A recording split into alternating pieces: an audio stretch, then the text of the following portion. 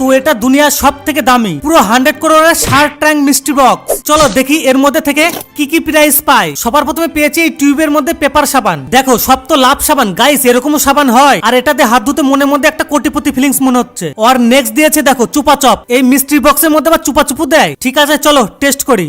কি টক, এ আমার ফেভারিট না। চলো এবার দেখি নেক্সট কি দিয়েছে। ও মাই গড, স্পাইডারম্যানের কি দিয়েছে এটা? এ তো বাস্কেট বোর্ড। এই বোর্ডটাকে দেওয়ালের সাথে বাঁধিয়ে একটু প্র্যাকটিস করি।